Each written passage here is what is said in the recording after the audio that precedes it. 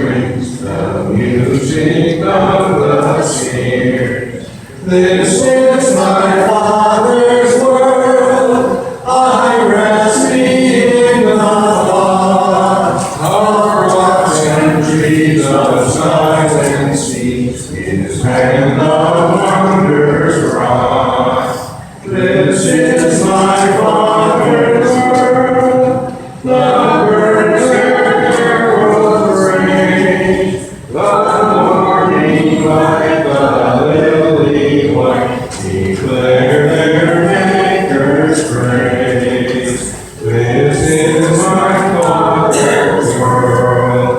He shines in all that's fair. In the rustling grass I hear him pass. He speaks to me everywhere. This is my Father's world. Oh, let me never forget that above the wrong seems lost the throne. God is the ruler yet. This is my Father's world. The battle is not done. Jesus who died shall be satisfied, and earth and heaven be one. Lord, you are more precious than silver. Lord, you are more costly than gold. Lord, you are more beautiful than diamonds, and nothing I desire compared with you. Lord, you are more precious than silver. Lord, you are more costly than gold. Lord, you are more beautiful than diamonds, and nothing I desire compares with you. And nothing I desire compares with you. Lord, I want to love you more than I ever have before. You're so easy to adore. Lord, I want to love you more. Lord, I want to love you more than I ever have before. You're so easy to adore. Lord, I want to love you more. Oh Lord, you're beautiful. Your face is all I see. And when your eyes are on this child, your grace abounds to me. Oh Lord, you're beautiful. Your face is all I see. And when your eyes are on this child, your grace abounds to me. Turn your eyes upon Jesus. Look full in his wonderful face, and the things of earth will grow strangely dim in the light of his glory and grace. Man of sorrows, what a name for the Son of God who claimed ruined sinners to reclaim. Hallelujah, what a Savior, bearing shame and scoffing rude in my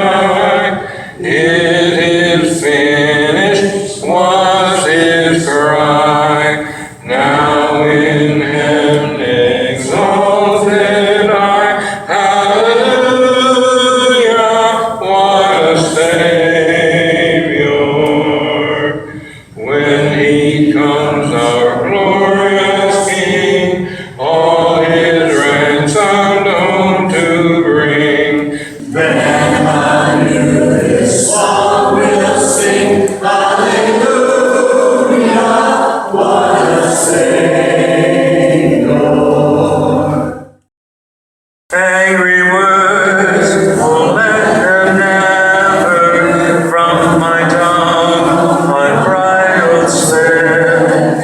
May the heart's best impulse ever check and every soul of the lips.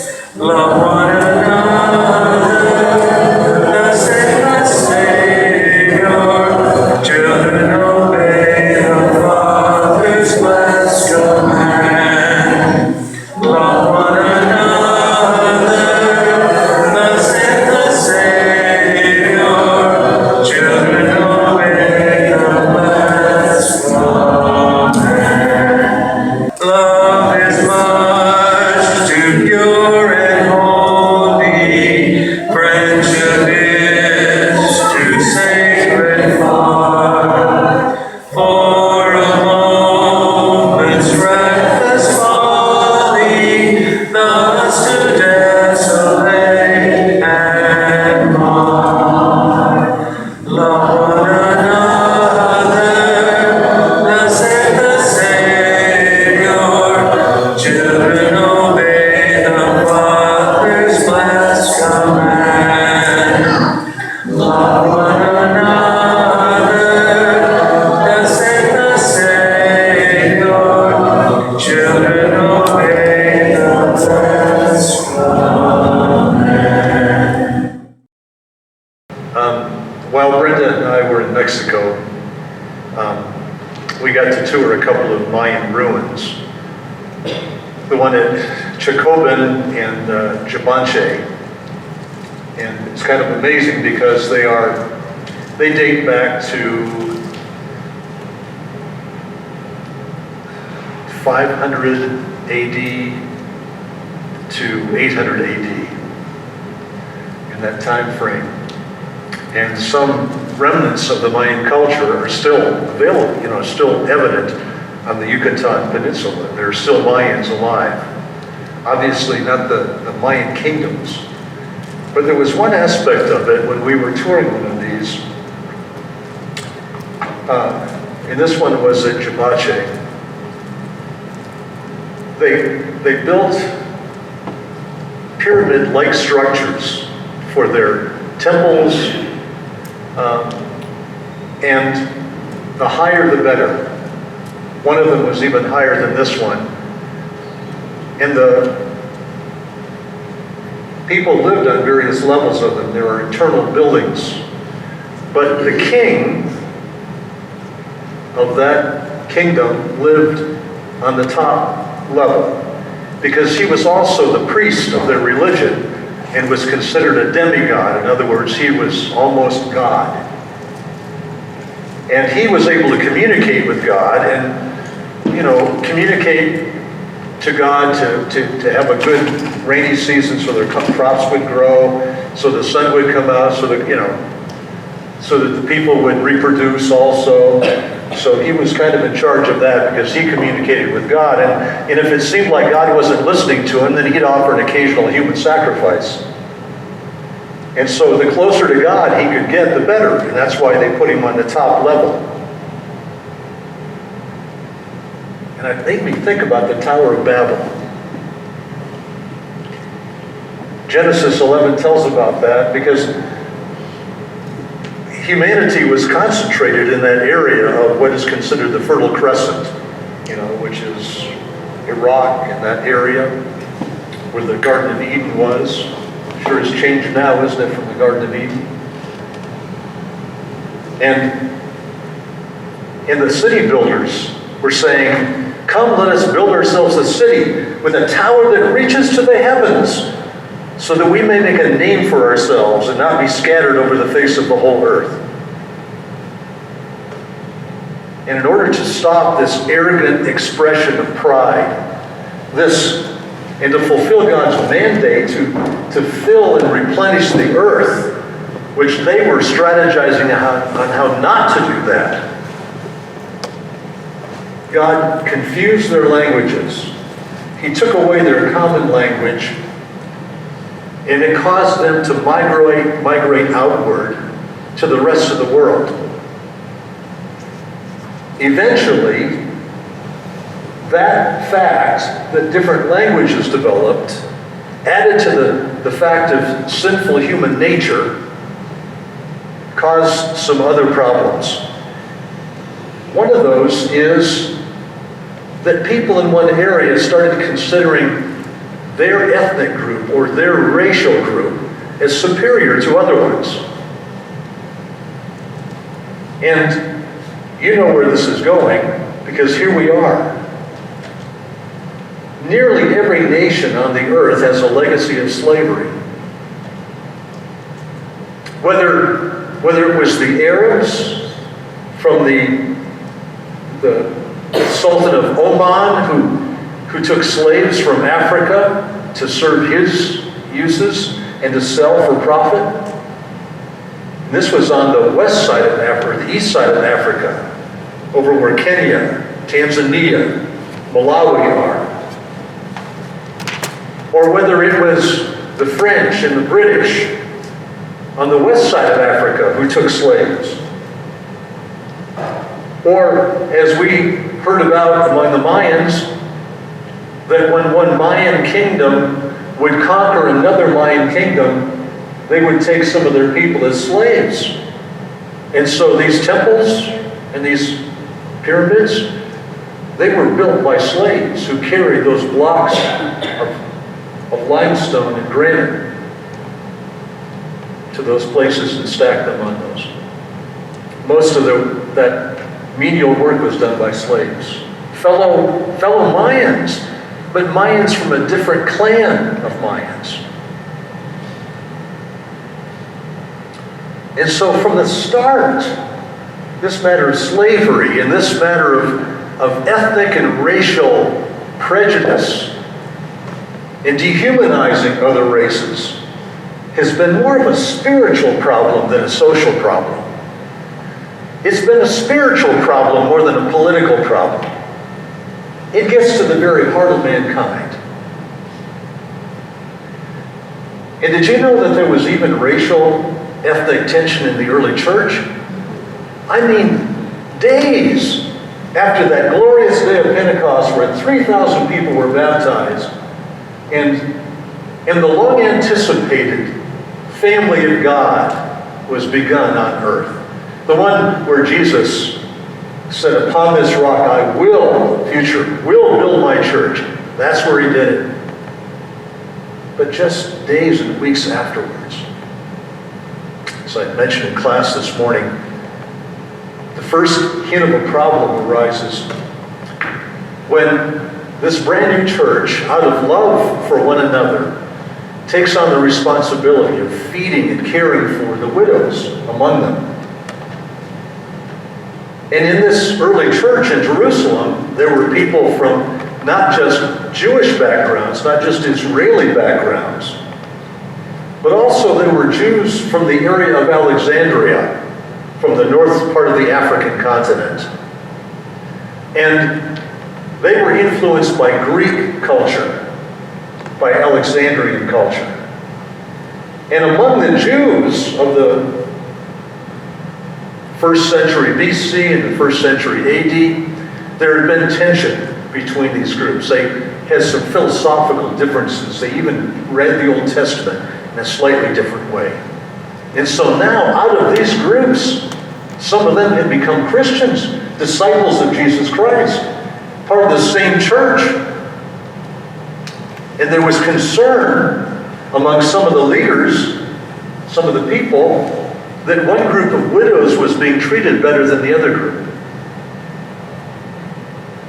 In fact, let me show you what it says in Acts chapter 6. In those days when the number of disciples was increasing, the Grecian Jews among them complained against the Hebraic Jews because their widows were being overlooked in the daily distribution of food.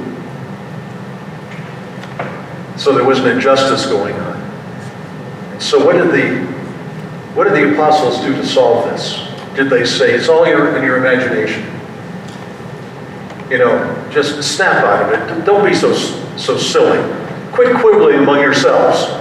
It's not what they did. They saw that there was an injustice. And so they said to the church,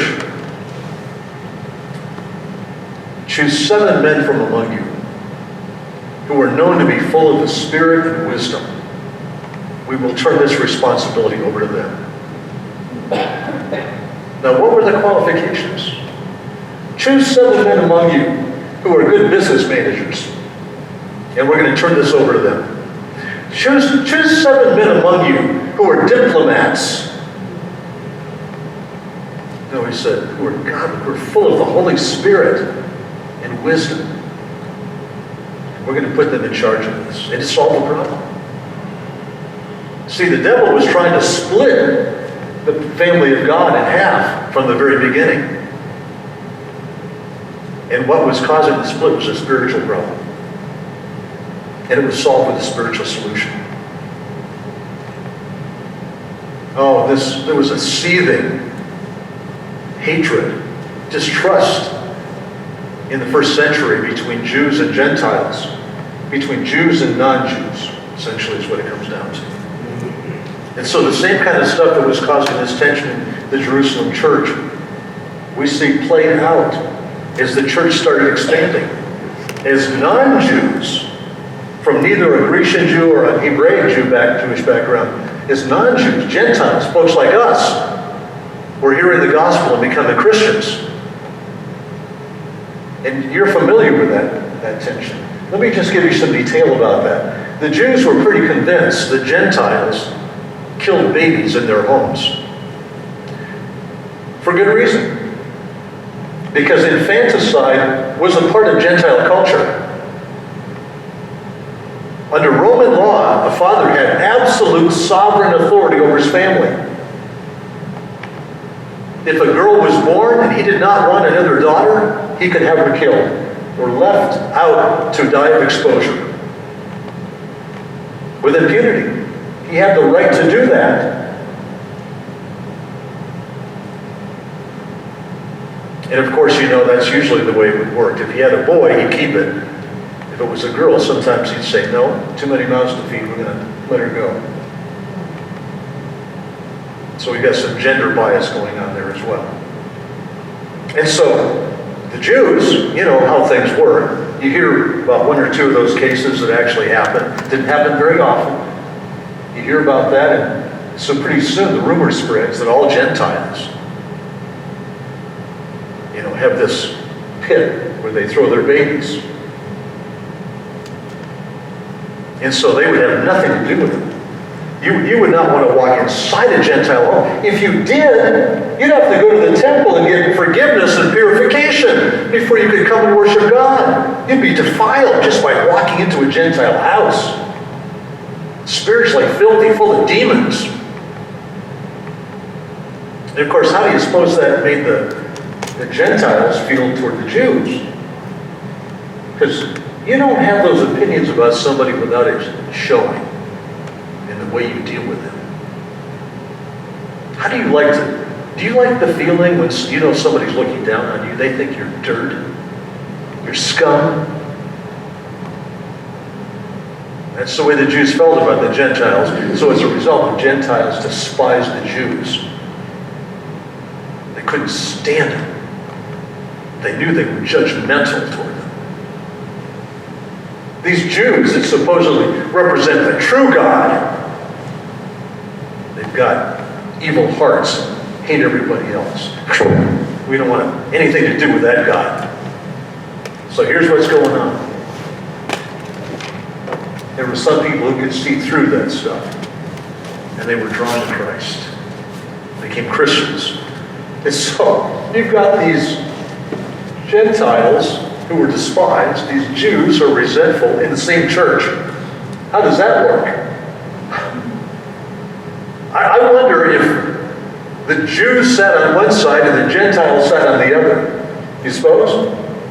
It's pretty hard to overcome some of these prejudices. I mean, what if you think this guy, this Gentile that walks in is somehow unclean? You don't want to sit next to him. Intellectually you can say, it's nothing. It's nothing. It's just prejudice. But you're sitting there thinking, all my life I've been trained to avoid these people. Now I have to sit next to them. Can you imagine that? And that's what was going on in the early church. This could be a crisis. How do you solve that?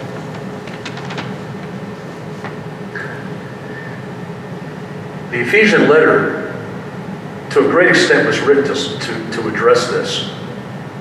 This is not something that you can just ignore and say, they'll get over it. It's just like bias, prejudice in our culture. We like to think that we've completely overcome that. Many of us have friends from different cultures and different races and different colors that we just dearly love and adore. But then there are some people from that group that we just are suspicious of, where there's still some lingering thoughts in our mind. Or maybe we've been hurt by one of them. I have no idea what it's like to have beautiful skin like Andrea has. I have no idea. I have no idea what it means to live in a culture that is majority people who've got pale skin like mine. I have no idea. I try to imagine, but I admit I don't know. Some of my friends who are African American, who are male, tell me that from childhood they've been told, you make sure you are extra careful because the police will notice you before they notice a white guy.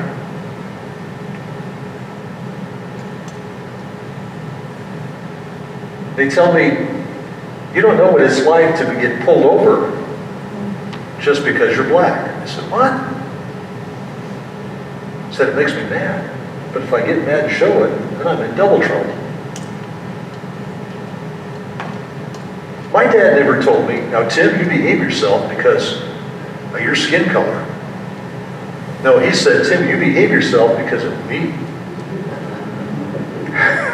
I said, yes, Dad.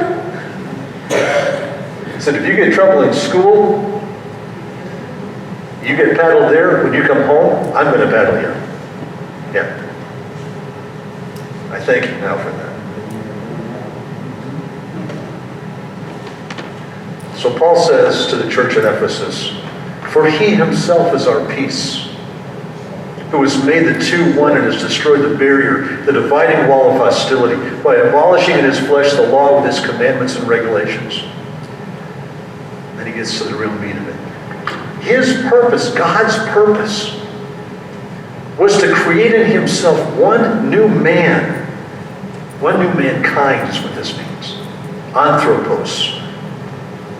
One new mankind out of the two, thus making peace. And in this one body to reconcile both of them to God through the cross, by which he put to death their hostility. He came and preached peace to you who were far away, that's the Gentiles, and peace to those who were near, the Jews. For through him we both have access to the Father by one Spirit.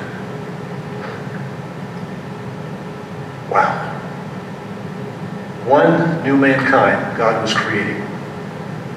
He was demonstrating it through normal, faulty, biased people with a history, with a pattern of relating to one another that was sinful. He demonstrated his unity in the way he brought those people together. Remember how he did it? What he did to Peter? Peter, who was a Jew of Jews, I mean, this guy was the last guy to have a Gentile best friend. You're not going to find Peter in a Gentile's house. In fact, not only would Peter avoid Gentiles, but he had a big mouth also. So you can imagine what came out of his mouth at times. And he was a fisherman, and you know about, well, we won't go there.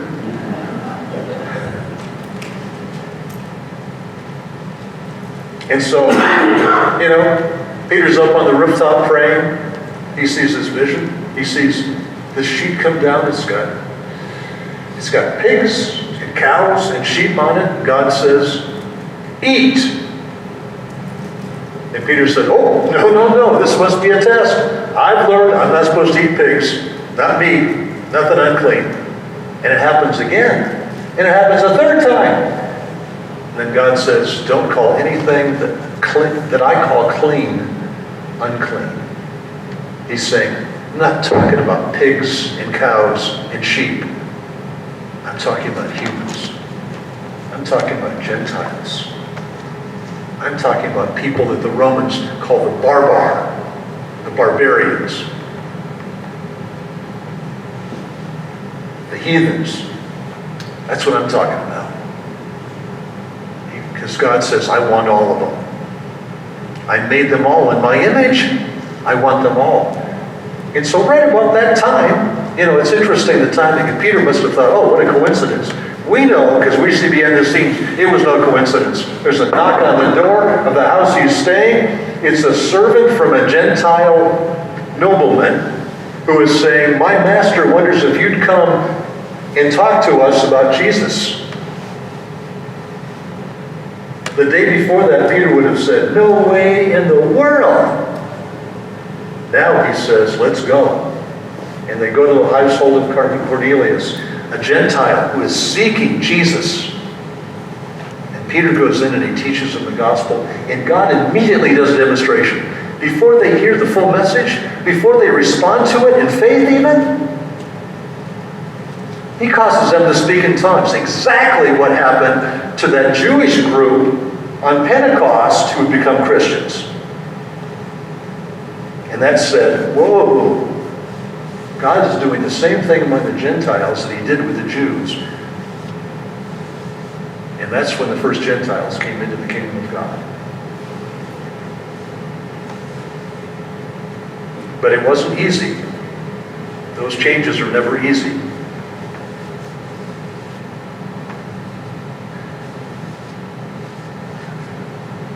How does this affect us? What can we do? What should we be doing as God's people? As the people who are called by a different master, who have a new opportunity in this world that still has some of that division going on. Well, I have some suggestions. The first one is that we watch our mouth.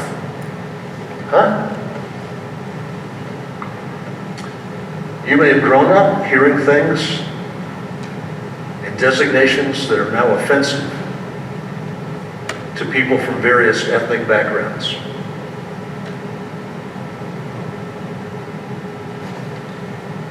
We used to tell Polak jokes, didn't we? And didn't that kind of promote the idea that people from a Polish ancestry are kind of dull, not too swift? And then, if you've been listening to the news over the last 50 years, then you witnessed what happened in communist-dominated Poland when that movement grew up and resisted the communists courageously. They put their lives on the line. I came away from that realizing that Poles are strong people who love freedom. But those Polak jokes, there's still something stuck way, way back. Wish I'd never heard them.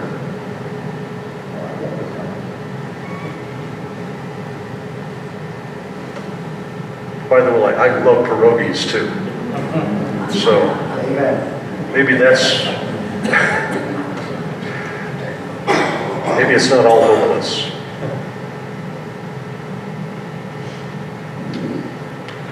When I went to college in Alabama, one of my classmates who lived in that community told me when he remembered seeing men, women, and coloreds restrooms. When there was a water fountain, a separate water fountain that said coloreds on it. And I know that that's an offensive designation anymore. I know many people use it not to be offensive, but because they're used to it. I know Negro is not a term that's used anymore. It was used, and honestly, it was too easy to twist that one and use it in a really offensive way.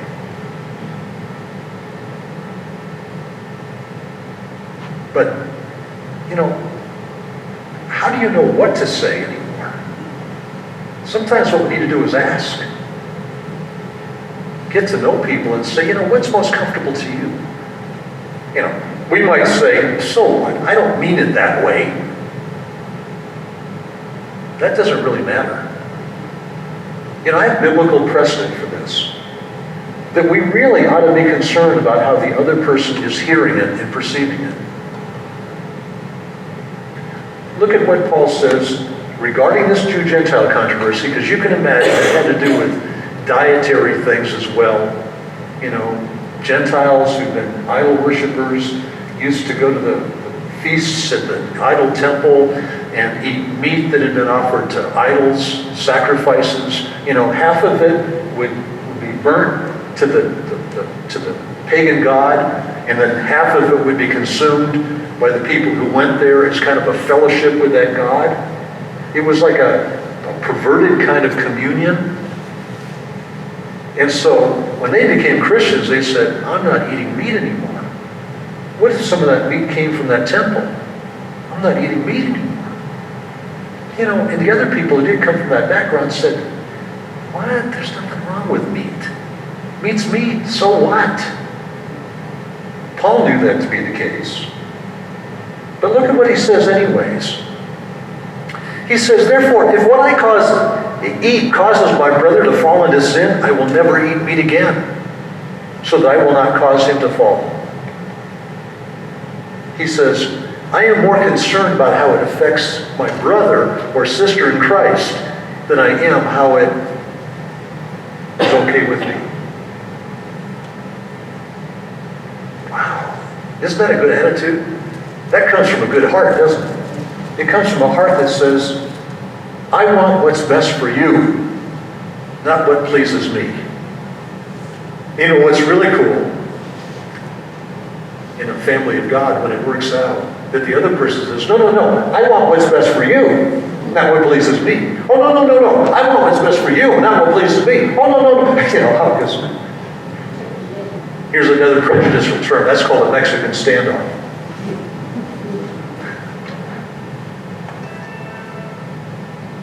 That's a loving standoff. That's people outdoing one another with love and affection. That's what we're going toward, aren't we? So watch your mouth, and the one that goes right along with it is watch your heart. Because this really is where the real battle is. I know that a lot of GIs that came back from World War II who had fought in the Pacific theater did not feel real good about Japanese people when they came back. They had seen the atrocities. I know there's some guys who don't feel real good about Afghanistan, about Afghans. Some of them, at least. I know Brenda and I experienced a situation where an Iraqi immigrant to this country was mistreated. Many years ago, during the first part of the Iraq War, we're on our way to a mission trip, and we flew out of the Detroit airport. And the guy who was driving the shuttle from the motel that we stayed at overnight had an accent. I said, your accent intrigues me, tell me where you're from. And he says, Iraq. I said, wow, you must have a story. Now, he was able to escape Saddam Hussein with his family and come to this country legally, establish themselves in the Detroit area. He started a business. He built the business up as a restaurant supply business. When the Iraq War broke out, everybody boycotted him. He was a victim of Saddam Hussein himself, but he was Iraqi. And the whole association, they boycotted. They stopped buying stuff from him. His business it collapsed. Now he's driving a shuttle van from a motel. I was brokenhearted. There was nothing I could do. I could give him a tip. Whoopee. I wanted to go out and fight somebody. I wanted to find those people and say, what's wrong with you? You stupid? Why would you do this to this guy? He represents everything we're fighting for. That's what happens. Out of ignorance, we don't want to be guilty of that too.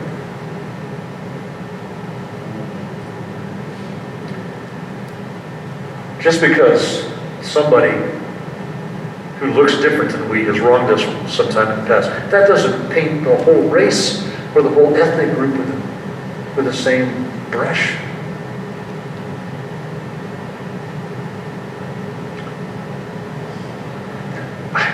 What helps the most is when you become friends, and many of you have told me over the years, guys you worked with and stuff, and the relationship you built with them.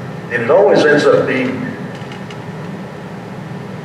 a fun and complicated relationship. I love the fact that I am part of Andrea's family. I'm the pale son of Dolores. Yeah. I love her family a lot.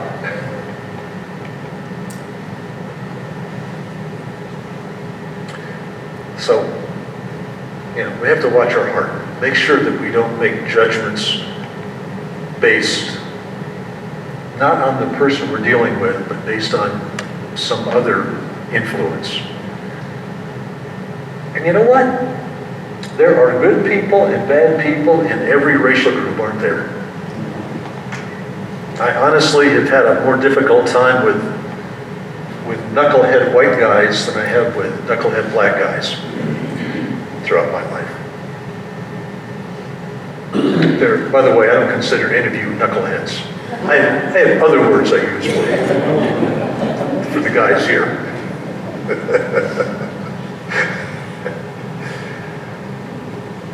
But not just watch your mouth. Be careful what you say. Say it in a way that's going to be edifying to the person you're talking to. Not just watch your heart, but read your Bible. Look at this from Acts chapter 17. From one man, Paul writes, or says, from one man he made every nation of men, that they should inhabit the whole earth. And he determined the time set for them and the exact places where they should live. Wow. This tells me that God had a purpose in having these brown-skinned people live in kind of that intermediate climate between the tropics and the semi-tropical areas. And that he gave certain people a special gift to be able to withstand the intense direct sunlight of the equatorial regions by giving them more melanin in their skin, ability to block out harmful UV rays. It's a gift. It's a superpower. And he gave those of us with light-colored eyes and lighter hair a superpower, able to bring in more vitamin D. And he gave people, the Inuits who live up in Alaska, a superpower of an extra layer of insulation in their skin to be able to handle the cold and not just survive, but live and thrive there. Isn't that amazing? Our God is amazing. The way he engineered the human race, because there's really only one race, isn't there? Is astounding. And instead of looking at that and saying, oh, my group's better than your group, we had to say, our group is astounding because it's all made by God. You see, I believe that it's those of us who know these truths, who are the only ones who can really bring racial reconciliation. We are the only ones who have the tools to come to each other with pure hearts and with genuine love. The only ones.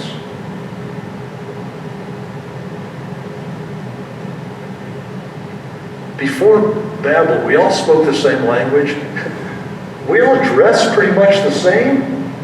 We all lived in the same region of the world, ate the same kind of food. It's when God said, get out of here, go fill the earth, that those differences. And one way to look at it is, those people are so weird, I don't understand them. The other way of looking at it is, oh, how fun. Look at these really great food styles that have developed. You know, I guess that's one thing I love about New York City. You can go to one city and be in the whole world at one time. You want to eat Korean? Just go down this street. You want to eat real Chinese? Go down this street. Italian?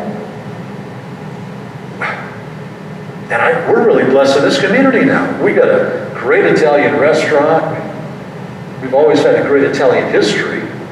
We've had a great Finnish history. Now we've got a genuine Mexican who owns a restaurant. The most wonderful people you'll ever meet. And we've got real Chinese people, don't we? I love to go in there and hear them yell at each other in Chinese as they're fixing the food. That's when you know it's the real thing, right? You know, one way to look at it is kind of suspiciously about other people. The other one is, I have an opportunity to learn. Teach me something about your culture. Tell me about your preferences. Tell me the way you see the world. Explain to me this food. What a wonderful opportunity. And when we realize, because see, there's always something else that should be going on in our mind. Because as we get bonded to each other and become friends, maybe I can have a way to show you the best thing in my life. And that is my relationship with God. God's love for me, the way I see it manifested. I want you to know about that. I care about you. I like you a lot. Now I want you to have a gift. The only gift I can really give you, and that's the gift of salvation in Jesus. One more thing. Watch the news with great caution.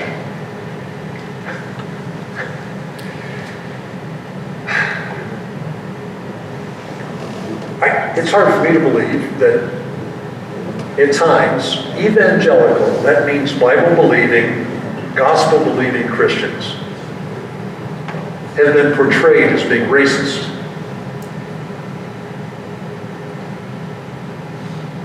What? Because I analyze what's America's social history and some of the laws that have been put into effect purportedly to help people who actually cause the breakdown of families, I'm racist? I don't think so. I think the opposite. I also represent being thrown in that category of white supremacists. I despise that term. I don't think I'm superior because I'm white. I'm just a human being. In fact, I'm not very white. Throw me in Mexico for a couple of weeks and I start looking more like a guy from India than a guy from Conneaut. Leave me there for 4 weeks and I'll look like Andrea.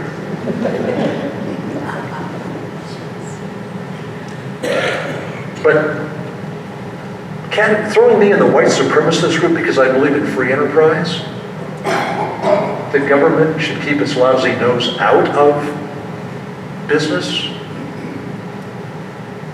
because I believe that God gave us certain basic human rights, and one of those is the freedom to practice our religion and to speak what I believe, my convictions publicly, without government interference, First Amendment, and that I believe that humans have an intrinsic right to be able to defend their lives and their freedom, Second Amendment.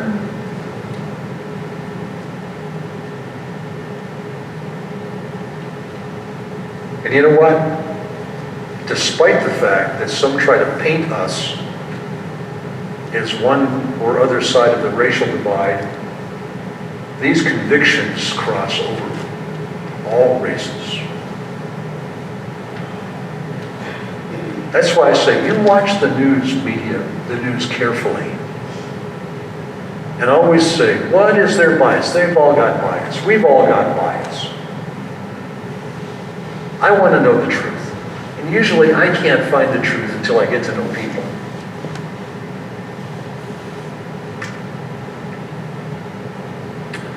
I know that you believe, as I believe, that we are all created in the image of God and have human rights because of that fact. The rights that we have in this country are not given to us by the government.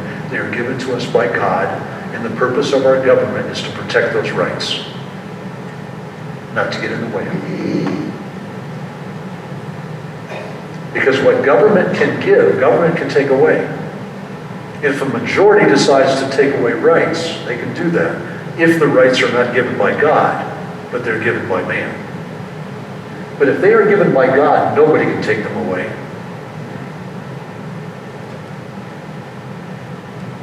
And you know, for that reason, it especially bothers me that there have been times in our nation's history where that fact, that truth was ignored for economic reasons, political reasons.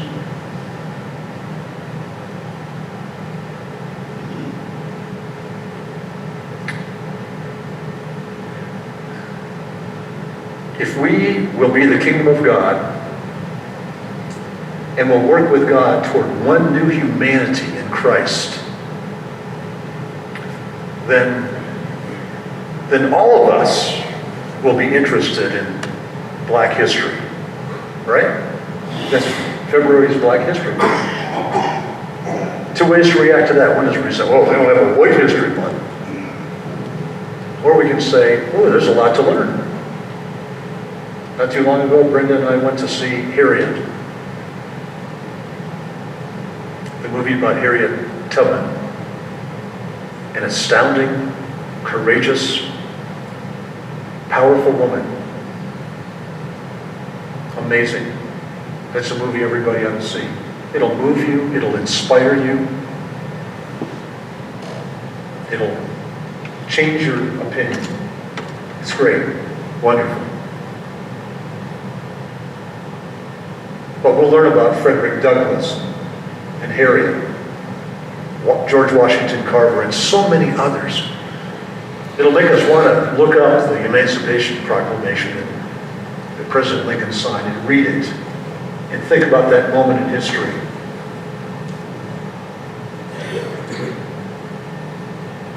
It'll make us want to watch the movie about Britain's abolitionist movement and the man who wrote Amazing Grace and his companions, about William Wilberforce and his courageous effort, persistence to go back and back and back again to the British Parliament and to get them to declare slavery illegal. Amazing.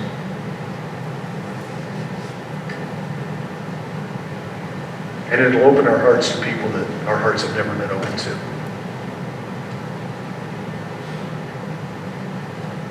And we will learn to be people who see others with all of their interesting differences, not as better or worse, but as interesting. And to see beyond the outward of the skin, and not to see people based on their body shape or their skin color, God sees us. Indicator of love.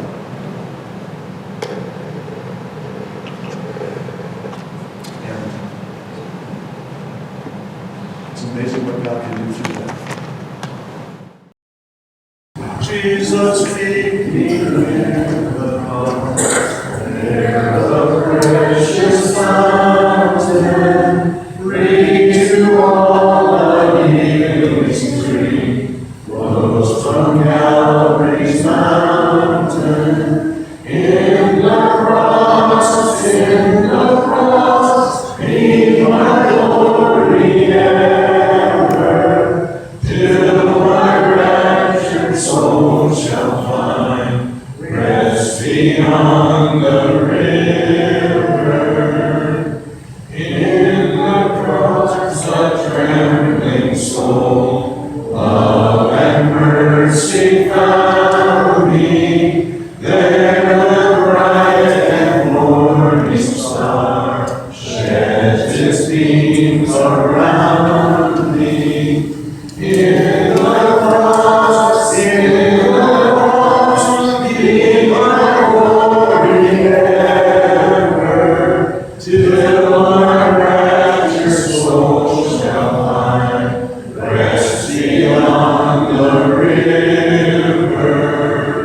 Near the cross, O Lamb of God, bring His scenes before me. Help me walk from day to day, with His shadow o'er me. In the cross,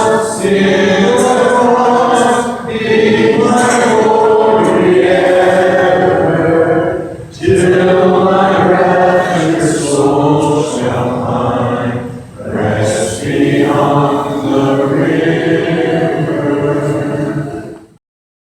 Amazing grace, how sweet the sound that saved a wretch like me.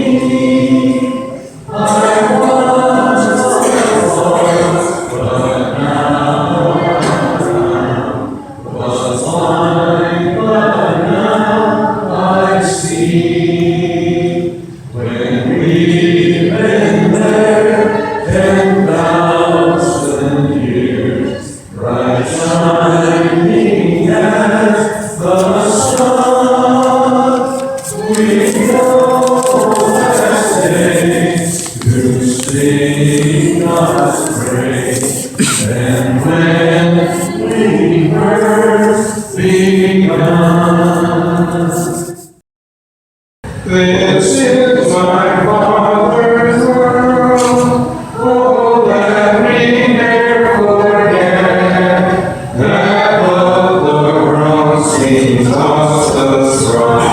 God is the ruler yet. This is my Father's world. The man is not done. Jesus, who shall be satisfied.